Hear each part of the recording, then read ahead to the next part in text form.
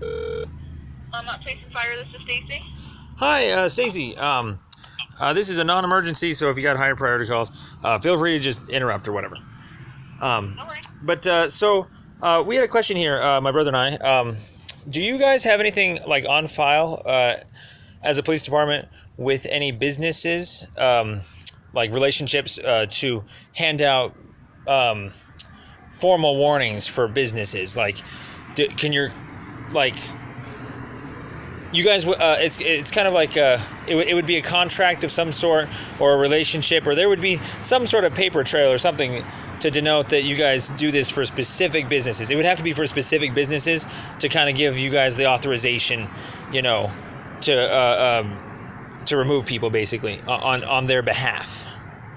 Like real quick, as an example, like late at night. We don't have any contracts to remove anyone off properties. We have, excuse my reference because I'm not a police officer. I don't know what the legal term is, but we have paperwork that's been signed off for some businesses that are requesting that trespass warnings be issued. But it's a legal document that's signed. It's not a contract between the police department and the business. Okay, yeah, that's kind of what I was sort of talking about potentially, is something like, say, like as an example I read online that explained it really well, was like, say a business is closed after hours and the contract or the legal documentation would say something like, we give the police authorization that anybody they see on the property after hours, they get to give them the formal warning on the business's behalf that says, hey, the business doesn't want you here after hours, you got to leave, and we'll give you that chance to leave, and then basically only if they don't, then the cop can go right ahead and do his own trespassing charge on them. And so, obviously, the cop would always have to give the opportunity to leave, kind of like the business owner would always give the opportunity to leave. This is if the property, say, only said, like a mall or something, like no loitering, but it never actually said no trespassing. Because anything that says no trespassing, automatically someone that stands underneath it, that's kind of like when a cop, can assume that he's not supposed to be there. But we're just saying, like, it's, like, that's a road. Sorry, that's like a crude example of just, something that's on file that, like, yeah. So, yeah, if that's something similar or something, do you guys have a list of any businesses that you have this relationship with? I don't have a list of them. They've been inputted into our computer program so that we can look at if an address is requested for a dispatch. It's on file whether this affidavit has been filed or not with the city for that to be issued, but it's still up to the officer's discretion on whether anything's issued at the time when they get there. So there's still officer discretion. Yeah, exactly, absolutely. And so, in fact, that's kind of maybe where I could ask the question I'm trying to get at here is,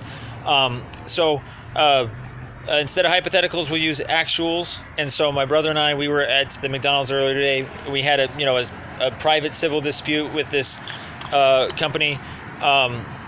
Whatever was communicated to us, I only had a conversation with this person, the owner or the business manager or the authorized agent or whatever you want to call them. And so my brother never had any actual interaction with them that amounted to anything. And so afterwards, we're issued these warning notices, Longmont Police Department. It's kind of like the courtesy warning was given to you instead of the citation, the little yellow sheet here. And so while I was personally communicated this to, the business, like, hey, don't come back, and so I can see why someone might give me this notice. My brother was never issued that. He was never communicated to not be there before. And so when the cops show up, we were wondering if the cop is not supposed to give David a notice himself, or if he does, that's not going to work. Basically, if David goes back and just, because there's a gas station there, or maybe he wants to go back and order a burger, you guys would not really be able to, or you'd have to screen your call very carefully. Or what I'm asking is if, since the cop is not the registered agent, you guys would not have a trespassing charge. He would have to kind of be re-informed all over again. He would have to be officially informed by the business owner. And so since he's not, we're wondering if he can go back there, or that you guys need to revise these notices so that they're tied to something with the business owner, versus like a cop telling him, because basically he wasn't ever told by anybody in the business not to be there, and he was just told by some stranger of a cop. So we don't know, and reading the jury instructions, it's very, very clear. It's, day and night that it's got to be personally communicated to him from a owner or a business, an agent of the business. And so since that, it's not like a low blow we're trying to do anything. We're just trying to get, some clarity here, which is if David was not informed by somebody that actually has anything to do with that business, the notice that he has on file with you guys is technically invalid, and maybe, at a request, we would like to see that removed. He's next to me right here. He's listening in. I have a different issue. They told me to leave forever. They communicated with me personally, but not my brother. And so, can you guys see how that confuses? It's like he got detained and he's never been told not to be there, and then only a cop comes out and tells him that. He was handcuffed? So, we asked if we were being detained, if we were not free to leave, and they said that we would not be able to leave until they were done writing these things. And so, because you guys have guns and stuff, we kind of concede to the physical or the show of authority. So if someone doesn't really want to stay there, then you guys could always physically detain somebody, like put cuffs on them. But it's always kind of like a cordial detainment. If somebody asks, are they being detained, and you say yes, then in the courts they say that the person, a reasonable person doesn't feel like they're free to leave, and so it's kind of like a bureaucratic cuffs, or like a imaginary cuffs, I guess you could say. But yeah, basically we asked if we were being detained, and they said yes, and we asked why, and the first couple of cops before the sergeant showed up, they said like disorderly conduct, and then like harassment, and then when she showed up, she said trespassing. We asked her again, like, are you detaining us now? Are you taking over or something? And so she said yeah, and trespassing, and then that's when we kind of got all quiet. The intent of this phone call is you want to know if David can go back to McDonald's and not get nailed with a trespassing ticket. Is that what you're getting at? Yeah, or like basically, if he's going to do it, that you guys sort of make sure that the person doesn't falsify information, and that they've kind of fudged a formal warning, because there's a gas station there that we still want to access, and so and unless someone. The gas station isn't part of McDonald's property, so if you were at the gas station, then you wouldn't be on McDonald's property. Okay, The building is by the property owner. Yeah, well, we'll have to figure out the difference. We were curious about that, if the property lines split somewhere in the middle. But nevertheless, if he wanted to go back and just eat at McDonald's, sure, he may obviously have that conversation with them personally. But let's say if he just sits down and just, with a friend or something, he comes in with a friend, the friend orders, and they're allowed to be there, and he's, and he never talks to them. What we're letting you know of is if he can go there, which it sounds like he was never denied that if you guys just, what are you going to do with your investigation? Would you show up and just guns blazing it with an arrest, stating that you told him yourself with this little notice, the yellow thing today? Or would you do the investigation to see if he was told by, personally by an agent? And because if it does go down the side of the personal side of the agent and stuff, what we're trying to get at is that maybe this yellow sheet thing needs to be revised and not necessarily handed out during a detainment by an officer that's just a police officer that's not an agent of the business. And so maybe he was. What we're also not confused, but we're really concerned that was maybe a false imprisonment. We don't want to go down that path, but since he was, since the cop was never the registered agent. We started asking if there was like some sort of investigation, like, if he allegedly didn't stay, or if, they told him. And so that was toward the end of the whole conversation in general. And they basically all three officers kind of rushed off really quick and wouldn't really finish answering some of the more basic questions that we were finally able to start drilling down. And so we were going to try and get down to the bottom of like, hey, did the business owner ever tell Dave? Why are you guys coming out and telling Dave these things?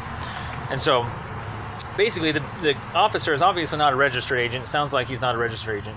And so what we're saying effectively is that, we're letting you know that Dave doesn't feel like that's the business owner that's telling him, and that your notices are incorrect.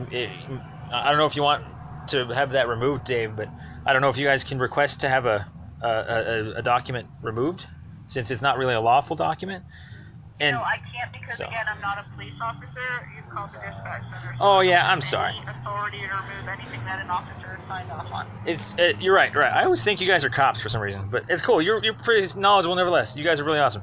But yeah, it's kind of a tough position because, like, you know, obviously if he goes back with the same manager, they might not, where they may say something, and then that can start the new formal warning process. But if it's like new management or something like that, you know, we just don't want you guys to use the yellow document as your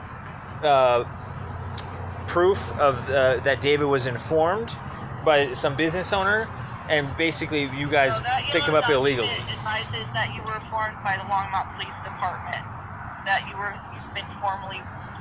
It's a written warning to not return to the property. That doesn't say that the business has warned you. That tells you that the City of Longmont police officer that signed off on it has warned you not to return to the property.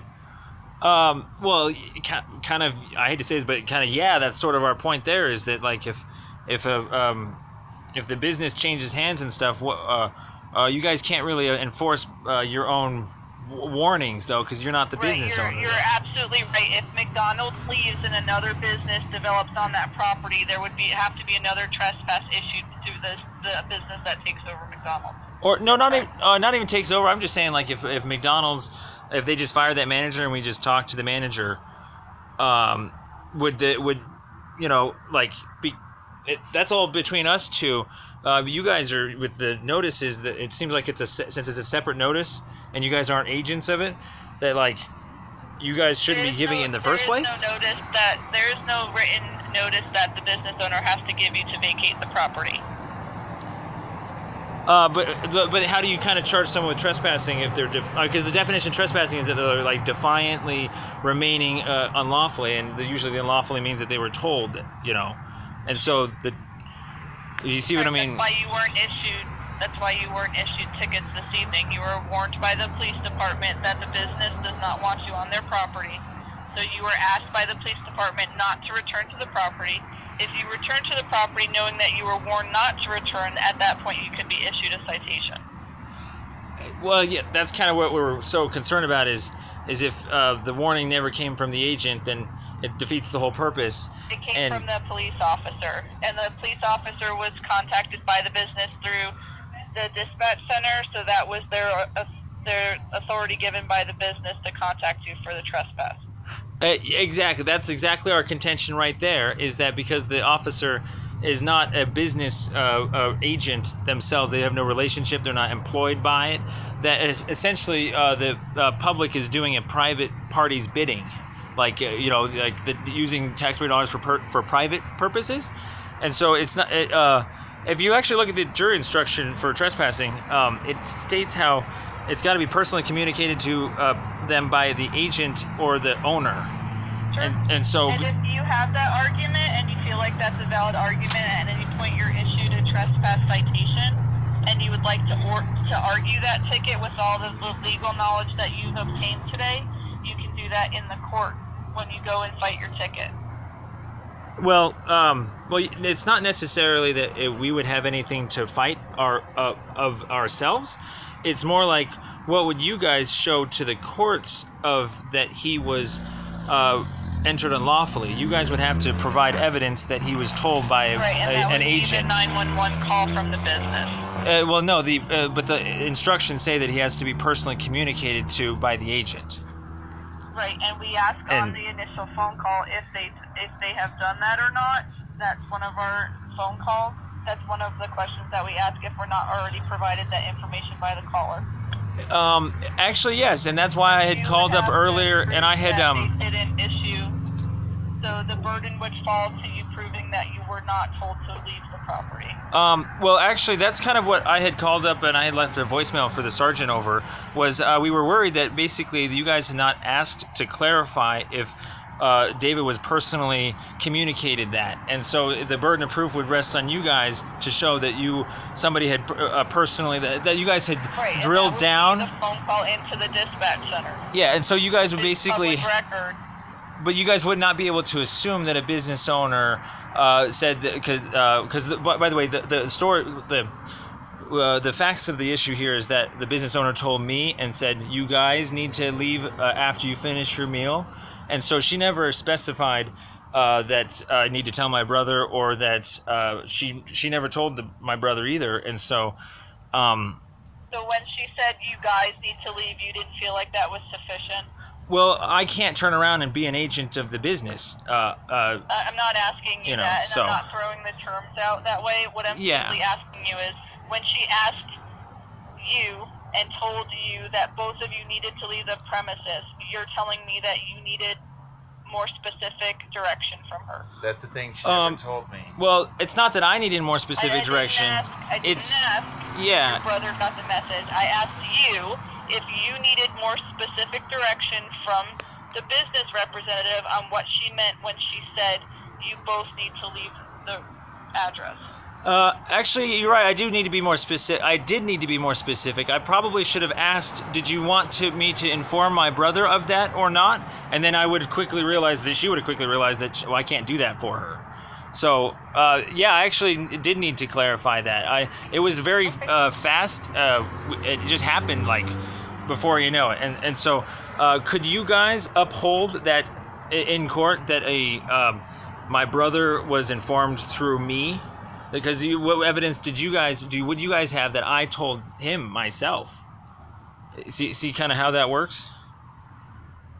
No, because what we would have would be the call in from the business owner, and we would have documentation from the officers on scene if they talked to the business owner, what the business owner requested that they do, and what they did on scene. The officer and I, being a representative of the dispatch center, would have no idea what happened at the business prior to our arrival. So there would be no way of us being able to verify what happened before we were arrival there. Yeah, it's not possible for anybody to do other than the people that are on scene. Yeah, that makes sense. And I was actually kind of thinking down this path. Thanks for working with me here too, by the way. I'm trying to. We're actually getting very close to what I'm trying to get at. And so here, what I'm trying to get at is when somebody calls in and makes an allegation, you guys, I would imagine, would have to have some sort of obligation on your part, responsibility to clarify, to limit the liability. You would have to ask, so did you personally inform both of them, versus being able to kind of assume, because obviously the thing that you guys have to worry about on your end is falsifying, or that when people falsify information to authorities. And so what we actually have is audio of that whole event. I happen to be recording too beforehand because of other stupid situations, and so unrelated to this, just I left my recorder on accidentally, but basically what we wanted to do at this point was to see if we could compare the audio to what she claimed to you guys, because if she was clear about informing both of us, you can do that by requesting the tape of the phone call through the records department. It's all public record. If you wanted to listen to it, all you'd have to do is call our records department and request it. Oh, okay. We'll do it. Okay. I mean, it's kind of who does what, but yeah, basically what we're concerned about is that you guys are trusting information and just kind of going off of it, when you would never be able to use her testimony in court, or when you say phone call, like, the 911 call, that would be hearsay, I imagine. Like, you would have to have some sort of verification, or I guess they would have to lie on the stand and say that they personally informed him. Or what we're thinking here is that basically maybe the officer didn't drill down and just clarify, well did you personally inform David? And so maybe we'll see how the phone call sounds. But yeah, we're concerned that obviously we're not devious or those type of people, but if a business owner doesn't do it right, and then if you guys think that you're doing it right with your own documentation here with the notices, that basically it would be a good place to case law that the elements of trespassing always need to be based upon like the personal business owner, and that you guys shouldn't be going around extending out your arm for the business, because that we don't do. Yeah, because we can't remove people from property that's not ours. Yeah, but you can't if they're defiant, and then that's how you get the justifications like the trespassing and stuff. So real quick, let me kind of explain it this way. We feel as though there's like two different paradigms that are kind of conflicting, and that is on one side we know that business owners can, generally speaking, give formal warnings to people like, hey, you skateboarder, don't skateboard again here, or if you do, I'll call the cops on trespassing. But that you would never otherwise need to get the identity of the person to give them that formal warning. And then only if they're defiant, then you've already got enough evidence to go ahead and arrest them for trespassing or write the ticket for trespassing. And so that's one side. And then basically the other side is where you guys are kind of issuing these citation warnings. We'll call them the same kind of formal warnings.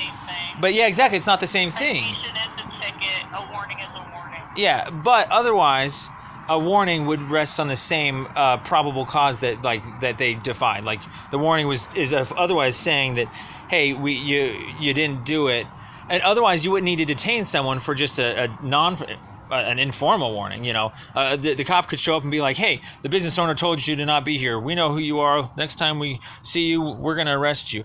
You wouldn't need to detain somebody for that. And so when we were going through our investigation, warning was issued in the place of a verb, what you just said verbally. They put it down on paper so that you would have it and you could reference back to it. You were asked not to come back to the property because the business called the police department and told them that you were asked to leave and you refused to leave. At that point, the officers can come on site and issue either a trespass citation because you refused the order from the business, or they can issue a warning, meaning that they said that the business called us and told us that you refused to leave. We are simply issuing you a written warning advising you not to come back onto the property, otherwise the business owner can call us and have us redispatched up. But you could issue a citation if you wanted to, though. Verbally. Yeah, but you could issue a citation in place of this warning, though, because it's all in the same. It kind of rests on the same thing. Sorry, the cars are driving by. What was that again? They chose not to issue the citation. You simply got a warning.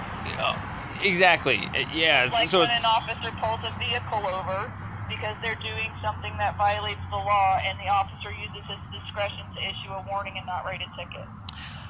Yeah, exactly. And well, let me word it this way: the reasonable suspicion or the probable cause or whatever it is that you guys can use to kind of detain somebody to go ahead and write a trespassing ticket or a warning out or whatever would always be based upon some sort of, like you said, allegation that the business called and that somebody refused to leave. And so obviously, you could go all the way with the trespassing ticket and stuff like that. And that makes perfect sense. And what we're saying here, though, is that David wasn't a party to that. And he was kind of assumed that he was told to leave. And that he's clarifying that he never actually was told to leave by the business owner. And that the business owner may not have clarified that to the officer, or the officer may not have asked enough clarifying questions, or something didn't get across to the officer correctly, and that David was now detained with what we were talking about earlier, that natural reasonable suspicion or probable cause, because he would have otherwise naturally refused. But he never naturally refused because he was never naturally told, and since no one ever drilled that down, he just had a cop come up and detain him without an actual correct investigation, and so you guys may have gone off of what the officer said or what the business owner said. If it's clear enough, then maybe the liability rests on them, because then they falsified information, and that's kind of where we'll report to you guys so you can process that, because that's like a misdemeanor if they lied to you and stuff. But if they were vague about it, then what we're concerned about is where you guys had assumed that when they said, we told them to leave, that you never drilled down and thought that we were both informed. So do you believe then that the police officers just showed up on scene and selected two people to issue trespass warnings to, or that they had the business owner pick the two people out that they wanted contacted for trespassing? It's actually a little bit in the middle there. Obviously, that we were the two that were hanging out outside, and we were the two that they called about. But my brother and I see this all the time, where people think that they can inform one party, and then naturally that's an informing of the other parties. I understand you're going in circles because you're nowhere near close to answering my question. So you think the officers just randomly picked out two people at a very heavily populated and used McDonald's for do you feel like a description or you were pointed out by the business members as the two people that needed to be contacted for trespassing? We feel as though the business owners may have not been upright or upstanding or truthful enough or accurate enough about who they're claiming is a problem of their business or their establishment, and that they told you guys that two people were involved when only one person was, and then the cops showed up and just assumed that two people were involved without clarifying. And that my brother was never involved. To the records department to then get any information that's public record so that you can go ahead and figure out the full story. Yeah, exactly. Yeah, I think it's going to rest on some sort of investigation to compare what was told to what was. Yeah. It's just you taking the time to get a public record that you're allowed to have, because everything that's recorded on our lines and the CAD notation is public record. There's no investigation. That's not a term that you use. It's public record. You can request the records through our records department, and you can look at it yourself. Well, sure, absolutely, yeah. I mean, the reason why we use the word investigation is because on the other side of this, there is what looks to be the potential of two things that could be, which is that the business owner flat out falsified information to authority, and they were specific, and they said, yeah, I personally informed the two of them, and then we have proof that that wasn't the case, and so that person needs to obviously not be lying to the cops, and so that's a charge that you guys would probably pick up. Probably start off getting all of your information first before you start rattling off all of the legal terms that you've learned, which I appreciate you taking the time to learn all of it. Not a lot of people don't do that, but make sure that you get all the information before you do anything. So would you like me to get you down to the records department so you can request that documentation? Sure, absolutely. But just to kind of finish up the thought, I think I know why we had this conversation. The ultimate reason I wanted to call was to kind of clarify that while I may have my reason to kind of look into this to see what the terminology might be and the risks I might take, we were concerned about was that, as not like, I don't like using the word sting, but basically if my brother were to go back to this establishment, never be informed, and that if you guys were to attempt to go ahead and arrest him, that you guys would be depending on this notice here that is obviously not from a registered agent. And so we had no disagreement there. So we're concerned that basically he was detained unlawfully and given a notice unlawfully, and that the whole thing was just because you guys didn't clarify anything, and that you're in a bad position right now to not clarify that, record to be able to. But no, what I'm saying is the burden of proof was on you guys, that you don't have that information either, and that you would be assuming that the business owner said all this, and that you need to have you would have to have proof to go to court of yourselves in the first place. Like you would have to talk about. We're heading to court, so if that's what you're heading to do, which is file a claim against the police department, which you have the right to do, and you want to take us to court for the information provided from the business to the police department, you can do that. But since we're not there, there's no reason to have any more of this conversation. So if you would like the documentation, you can definitely access that through the records department. I kind of see what you mean. The reason why I said sting is because my brother could obviously go back there right now. A business owner could not say anything but call you guys. You might. What I'm trying to say is you shouldn't be in the position to think you could assume that the business owner is going to say what they're going to say. Your cop might not ask the right questions. They might go ahead and arrest my brother. And what we're saying is that that's how we test laws that people don't know, is that basically you guys would illegally pick him up, and that would not be really good. And because you sent him this little notice of a yellow sheet, which makes sense for me, because I already got detained because they personally told me, and it's a little bit more contentious if I, was disagreeing on leaving or not, because my brother was never involved. We're afraid, and what we're trying to do is sort of let you guys know that if you consider the burden of proof to be more on us, what we're letting you guys know is that the burden of proof is probably going to be more on you guys, and that we're concerned that you would not know that. And I completely agree with you on having all of these opinions. But when we get there is when this comes up. Right now, there's nothing. I mean, I know I've probably given you 25 minutes out of my time in the 911 center when I should have been picking up other phones, because I do appreciate the work that you've done into looking into the contact that you made with the police department. But if your intention is to file a complaint, I can get you to the correct person to do that so that you can start this process. I can get you to the records department to get all of the public documentation that you would need. And that's where my part in this ends. because at this point I have to pick up other lines that are coming into our emergency center. Oh, no, absolutely. You're absolutely right. I mean, this wasn't supposed to be drawn out. It's because I like to clarify things. What I was calling around initially was just to ask if you guys were the registered agents. And it was more of a, I've never gotten this far with, someone on the other side, dispatch, in such a peaceful manner. So I didn't mean to, keep drilling down or anything, but yeah, we're just... I'm not able to answer that question because, again, I don't have the title to be able to tell you exactly what the definition of a registered agent is because I'm a dispatch supervisor. I'm not a police officer. So if you would like to talk to a police officer, or if you want to go ahead and use an internet research tool or a legal tool, a legal resource that can give you the correct definition for a registered agent, then I would suggest that you do that. That way you can figure out the answer to your question because I don't have that answer for you. No, it's okay.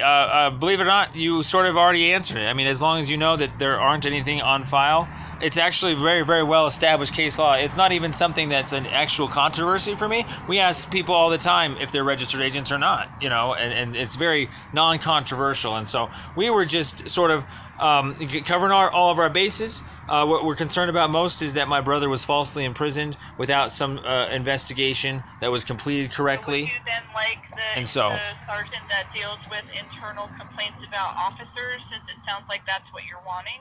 And actually, that was literally my next question.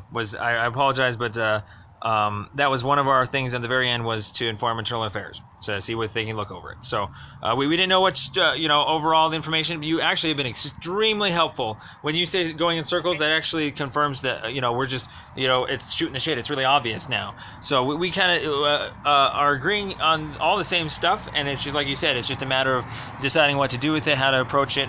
I just wanted to throw in the one little thing, just for your benefit, for you to think of and maybe mention to your managers or something that that David was given this notice by a cop and not the manager. And so legally speaking, we'll have to, like you said, do the registered agent research, but also you guys naturally would have to do that too for your protection. And so we'll see how the officers... We have our line of questioning that we follow for policy up in the dispatch center, and I've already advised you that we do ask the business owner if they have personally advised the person that we're requested to contact that they need to leave the property. That's already been established. That's part of our policy, so there's nothing that we have to change up here. Okay, that's actually really cool. If you guys are that specific about when you ask, I'm sure you get calls all the time. You're right. So absolutely, we're going to go see the audio. Chances are you maybe are correct, and they were very specific about it. And then all we have to worry about is that false reporting to authorities, because people shouldn't go around lying to people and stuff. Would you like me to transfer you to the sergeant that handles all of our internal complaints? His name is Sergeant Bowden. Actually, instead, we're getting ahead of ourselves already. I say, can you send us down to records, and we'll get that audio, and we'll go from there. Okay, hold on one second for me. Thank you very much. I really appreciate the conversation.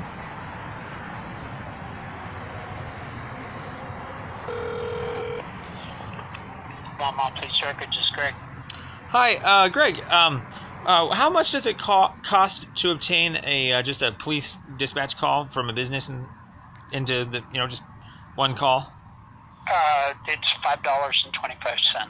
Really? That's it? Wow. Yeah. We're from Fort Collins. It's $23 a pop up there. So. Yeah. Are you talking just the printout, or do you want the actual recording? Oh, the recording. If you want the recording, it's $10. Oh, okay. Well, that's still reasonable. Okay. What are your guys' hours? We're in the police department, 225 Kent Park Street. North Street. Okay. And just same hours as the police department, I imagine, then? Say that again? Same hours as the police department, I imagine, then? You can get into the lobby from 6 a.m. to 9 p.m. 6 to 9. Business hours, so you can request. Okay, perfect. We have a little bit of homework to do. We're concerned that someone had falsified some information to you guys. Okay. But we'll get to it when we can. We got a lot of other stuff to do too. So that was all we had. Thank you very much. I really appreciate it. Sure. Take care. Bye-bye.